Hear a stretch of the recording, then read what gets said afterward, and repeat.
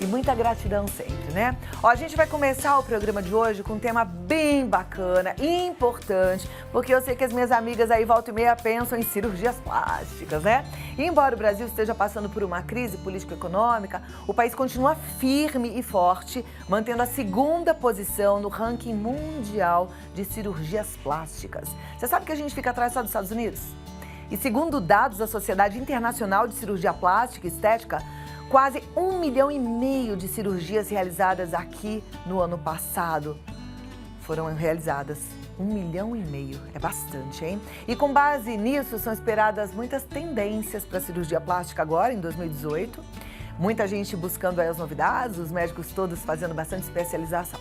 E, no entanto, para que a cirurgia tenha um resultado positivo e que você fique totalmente satisfeita, é preciso tomar alguns cuidados na escolha do profissional. Isso é assunto muito sério, muito delicado. Para nos ajudar nessa missão, hoje eu recebo o Dr. Alan Landecker, que é cirurgião plástico especializado em rinoplastia. Ele é membro titular da Sociedade Brasileira de Cirurgia Plástica, tá aqui.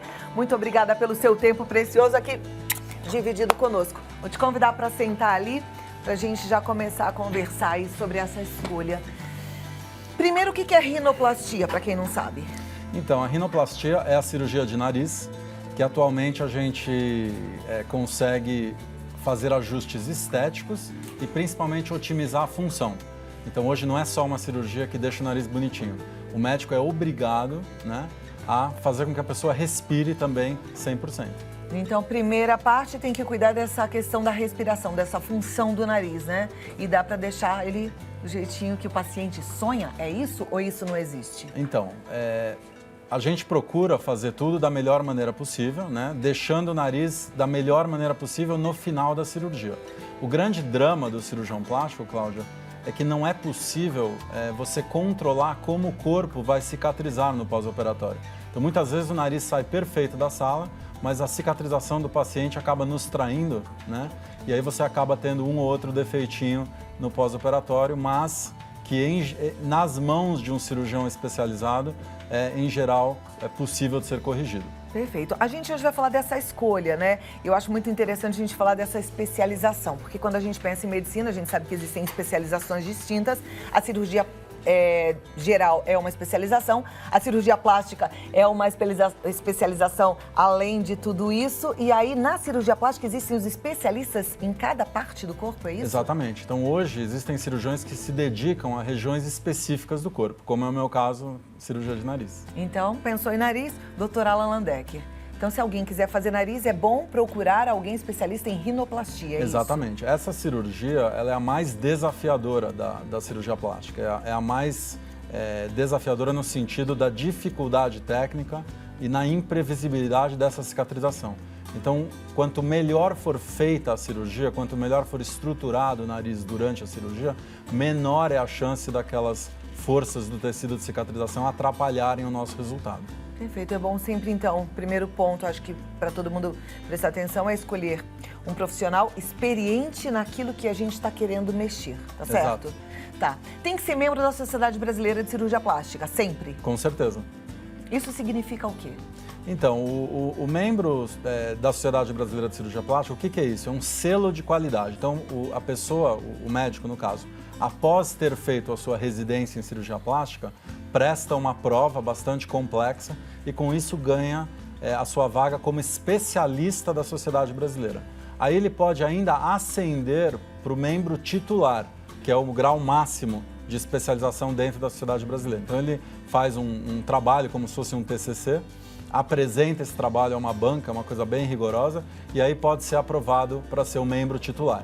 Então, um recado aos nossos ouvintes aqui, né, aos nossos telespectadores, que eles procurem sempre um membro titular da Sociedade Brasileira de Cirurgia Plástica para a realização da sua cirurgia. Perfeito. Esse é o primeiro pré-requisito, né? Exato. Um segundo ponto de atenção, eu acho que é, como a gente falou, procurar um especialista naquilo que a gente quer fazer.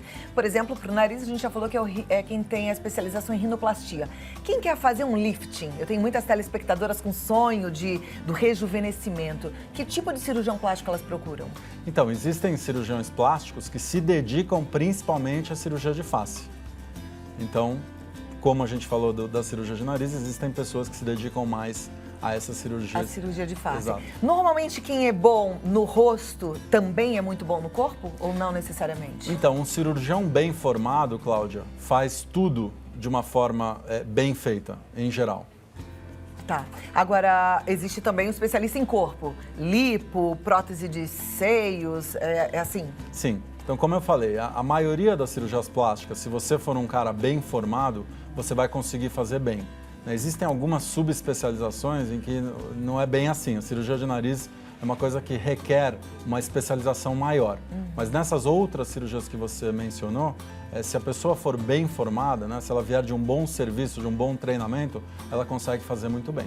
Você falou do nariz e quando você falou eu tive a sensação nítida assim que é uma obra de arte, né? Ali você vai esculpir uma coisinha que é pequena. Exato. E além disso, ela está no centro do rosto, né, Cláudia? Então você tem um elemento central na harmonia facial. O que seria também importante na hora de escolher um bom cirurgião plástico? Existem algumas outras coisas muito importantes, né? Indicações de amigas são importantes, né? Porque você já viu, você vê o trabalho do cirurgião.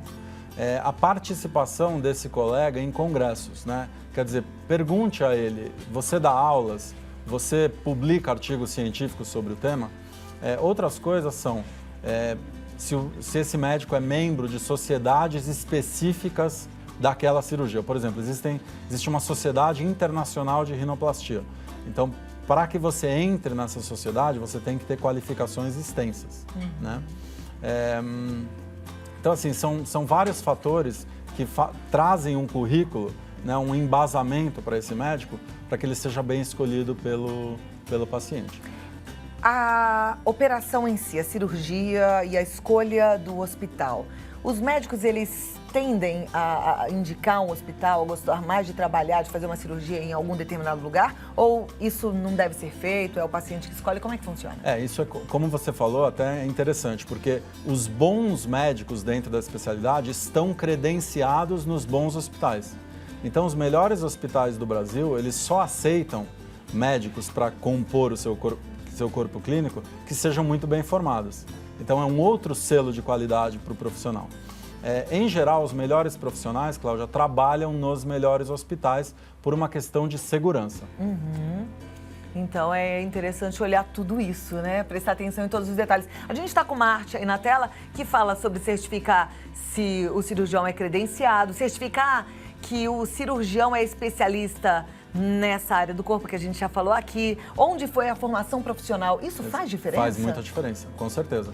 Então, o paciente deve perguntar onde você fez a faculdade de medicina, onde foi a sua residência de cirurgia geral, com quem você se especializou em cirurgia plástica. Então, de novo eu te falo, tudo isso traz um embasamento, porque como artistas, Cláudia, como é que o cirurgião se forma? Ele vê os seus professores operando. E aí você acaba copiando os seus professores. Então, no meu caso, como eu tive vários esplêndidos professores a quem eu aproveito para agradecer, eu fui pegando uma parte de cada um deles para compor a minha estratégia de cirurgia, além das coisas que eu criei. Então, a formação do cirurgião também é fundamental. A gente ouvia muito falar do Pitangui, né, em décadas passadas. Ele continua sendo a grande referência em cirurgia plástica aqui no Brasil? Sim, o professor Pitangui foi quem trouxe a cirurgia estética para o Brasil. Ele foi o responsável pela divulgação de todas essas cirurgias e ele criou técnicas dentro da especialidade que continuam em voga. Você fez aula com ele? Com certeza. E é o máximo? Então, eu fiz a minha formação em cirurgia plástica com o professor Ivo Pitangui e fui seu assistente direto na clínica, onde eu tive, então, o privilégio de trabalhar com ele. Nossa, que privilégio mesmo, Exatamente. né? Uma aula constante, 4 anos de aula, olha que maravilha. Exato. Isso realmente é bem enriquecedor, não tenho dúvidas. Agora, o que uma paciente não deve fazer na hora que ela procura um cirurgião plástico? Então, esse é o grande problema atual. Cláudia, existe um influxo desmedido, né, de cirurgiões para dentro do mercado, devido a um excesso de número de serviços de formação. Então, o que isso criou? Um número excessivo de profissionais no mercado e, com isso, a banalização das cirurgias, especialmente em relação ao preço. Então, o que a gente está vendo hoje é que as pessoas estão buscando cirurgiões pelo preço baixo. Então, essa é a maior dica. Jamais escolha o seu cirurgião pelo preço baixo, porque as complicações podem ser gravíssimas e impossíveis de corrigir em muitos casos. Se der para unir os dois, ótimo, né? Um bom preço com tantas qualificações, mas em primeiro lugar sempre as qualificações, Exato. né? Eu vejo que existem muitas pacientes que estão recorrendo a procedimentos não invasivos querendo resultados. A gente falou bastante de rinoplastia no começo do nosso bate-papo e, por exemplo, na rinoplastia tem até profissionais que não são médicos, dentistas, fazendo preenchimento, transformando o nariz. Isso é perigoso? É perigoso.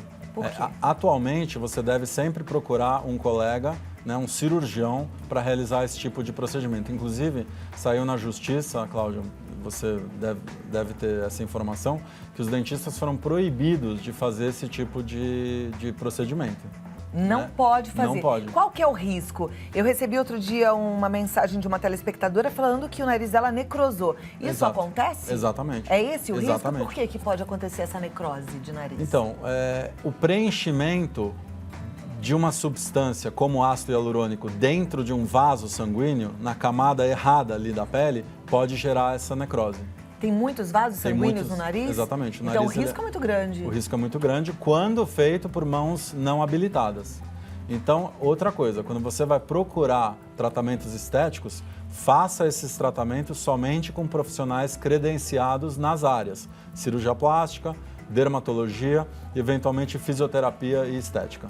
Muito bem. Tem algumas pacientes que fazem a opção de ir para um outro país em busca de um preço mais justo para fazer uma cirurgia plástica fora. Até há uns 3 anos teve uma grande matéria, uma repercussão grande sobre isso, que muitas brasileiras estavam indo para fora para fazer lipoaspiração e morriam na volta, né? Isso é um perigo, né?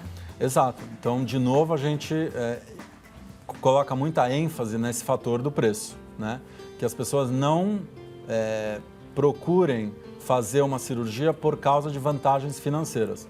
Porque além das complicações serem graves e muitas vezes fatais, como você disse, o eventual conserto das complicações pode sair muito mais caro do que se a paciente tivesse feito da primeira vez corretamente. Existe algum tipo de cirurgia plástica que dê para ser feita no consultório, sem ir para o hospital? Então, isso é altamente não recomendado. Então, nós somos contra a realização de cirurgias em clínicas, né? Tem que ser em hospital? Na minha opinião, sim. E tem que ter UTI?